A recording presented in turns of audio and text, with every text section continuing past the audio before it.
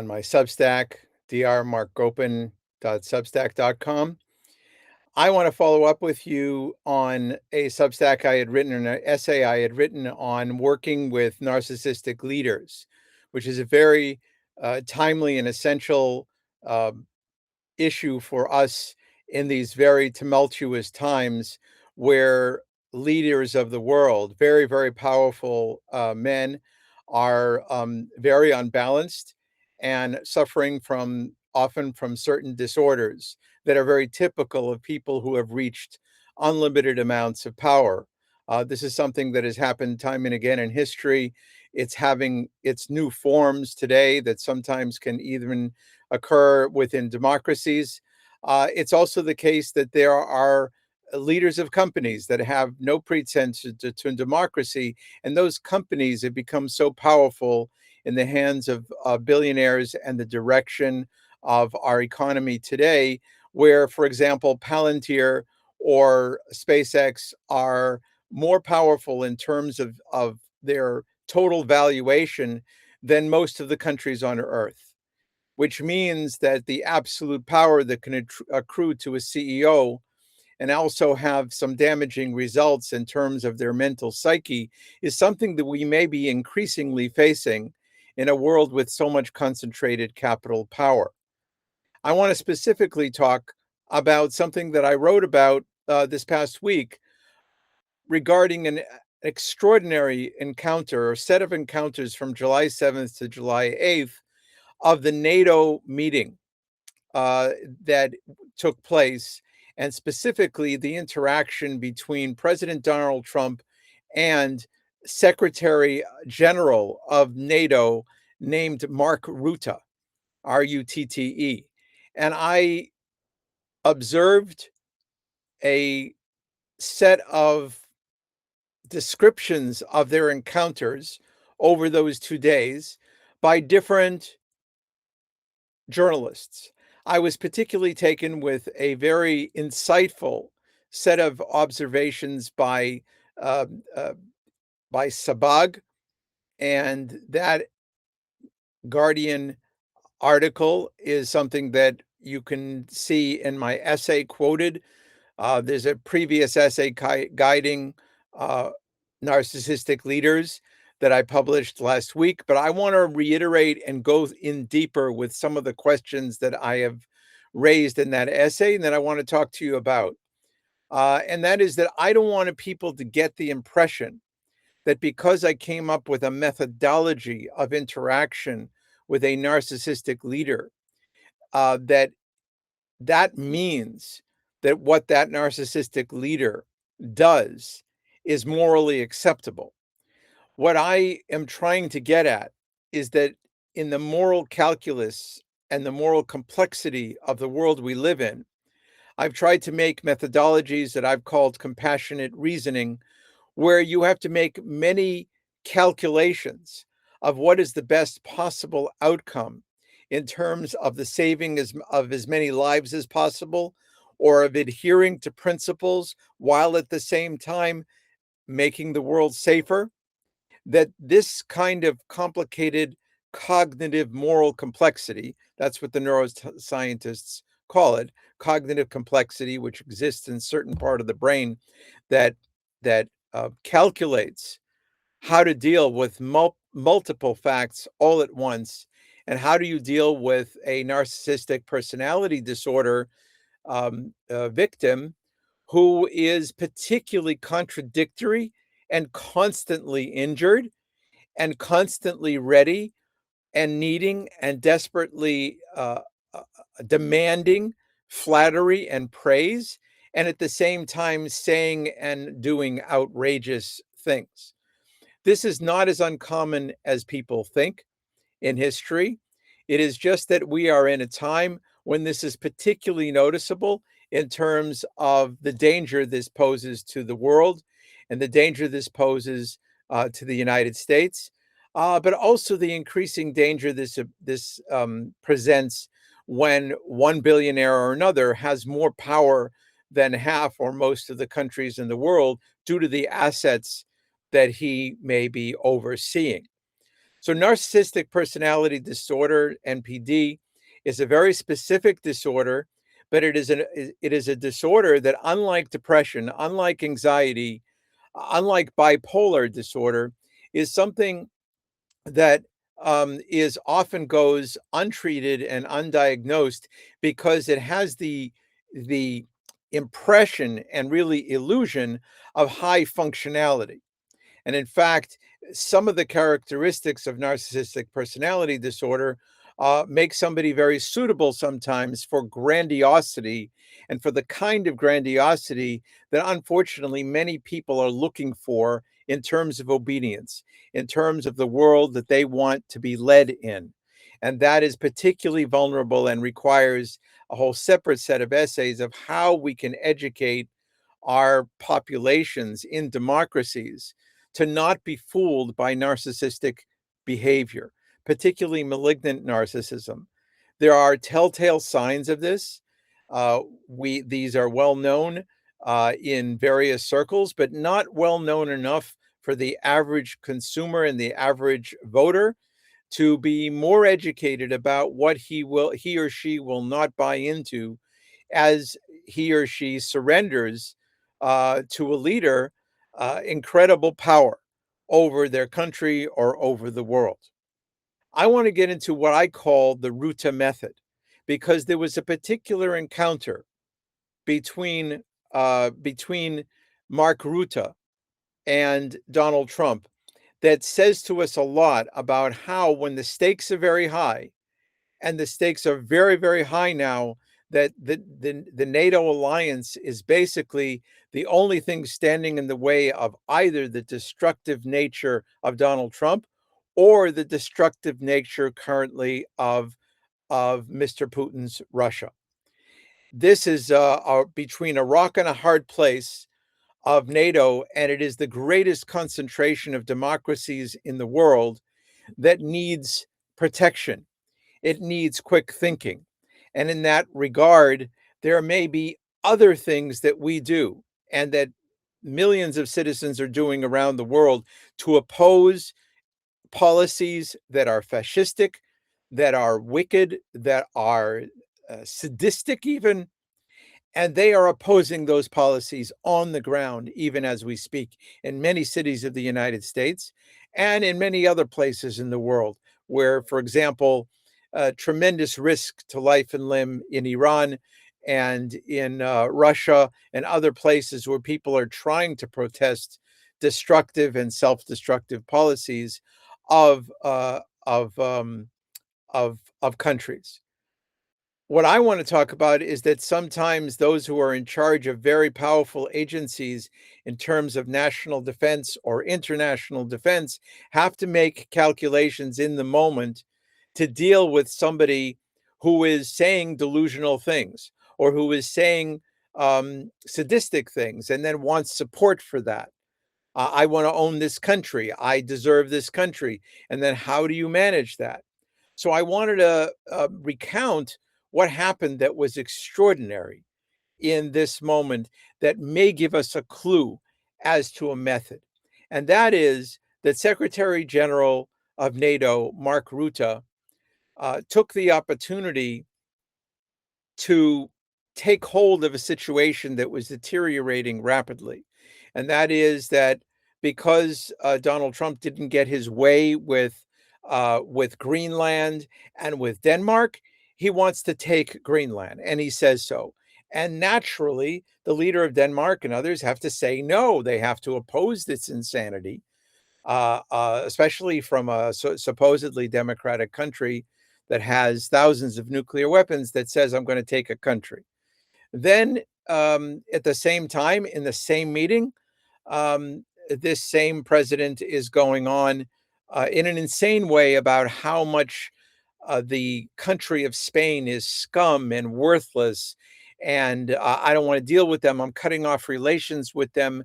We won't do any more trade with them, etc. And all of these things are coming out in rapid fire, basically because Spain did not agree initially with the other NATO members on how much of their budget is going to be given towards NATO. The others had agreed to 3.5%, and Spain did not, and it was the holdout on that. So, anyways, this causes these kind of reactions in a highly unstable person who cannot take no for an answer, who cannot take that everything is interpreted as humiliation, as shaming, as defiance, and as a threat to one's identity, to the identity of the person who is the narcissist. All of this is very dangerous when somebody has absolute power over millions of lives. What Rutte did is very interesting, and I called it in the essay a methodology. So I want to describe some of the aspects of this, but first I'll tell you one of the exchanges that's the most astonishing of all. And that is that at a certain point, when he reminded Donald Trump that he had done something that generations of American presidents failed to do, beginning with Eisenhower. And he specifically mentions Eisenhower, and he specifically says, you did something that Eisenhower couldn't do. You have to understand that Eisenhower was the supreme Allied commander and then was the hero of World War II and then president. And these are the kind of things that invoked international adulation, gratitude, everything that a narcissist would crave, but will never receive, because narcissists don't do the noble, heroic things in the world. In fact, they often act in appalling ways, but they expect absolute praise, absolute obedience. So for Mark Rutte to say to Trump in a key moment, you accomplished something that no other American president had by getting NATO to increase their commitments financially to the defense of Europe and to take that over in a big way, was something that was playing to his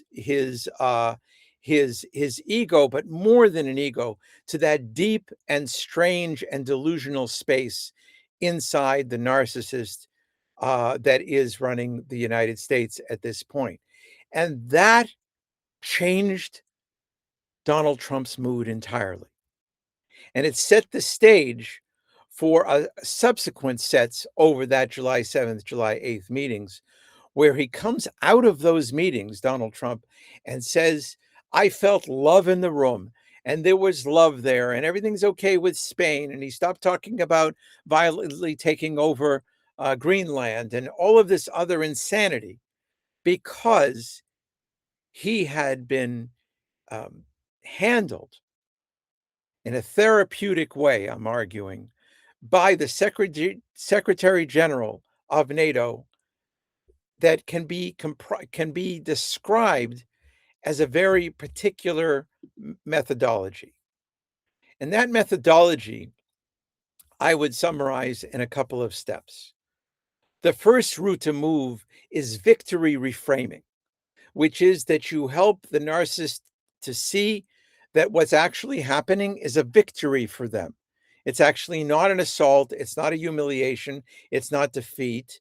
It's not you have to compromise. It's not even rational negotiation. It's that you won. The second is historical elevation. Not only did you win, but you won in historic terms. Again, the self-aggrandizing personality, the illness of the narcissist is that narcissist has to be the biggest and the most famous and the most accomplished in all of history. And so throws a bone and says, you're greater than Eisenhower. Face-saving containment is the third move. You always have to realize that in normal face-saving techniques, every negotiation and bargaining should consider face-saving. But with somebody who's this sick, face-saving is supremely important. There can't be any loss of face. The fourth mood is controlled flattery that's joined to a firm structure.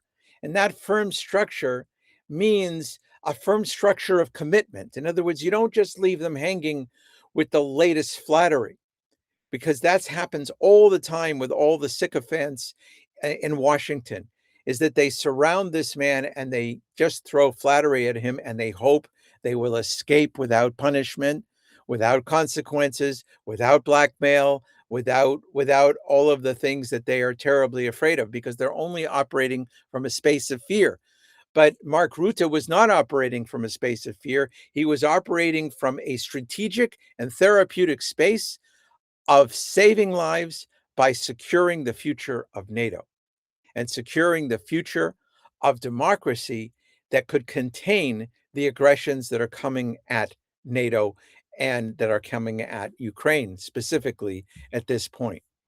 The fifth move is ownership transfer, so that not only do you commit people on the spot to the consequences of that flattery, like namely, you're bigger than Eisenhower, let's sign the deal now. Let's commit to this because this is historic for you. And then this was your idea. So this is ownership transfer is the fifth move. The sixth move is affective de-escalation, which means emotional regulation before cognitive persuasion. In other words, you take away the storms. You don't say anything that's going to get the emotions. You don't bring up injury. You just talk in positive language about how amazing you are, how much we're ready to sign the deal, and let's get going. See, that's a kind of control of the situation, because actually the narcissist is far more controllable, which makes them even more dangerous.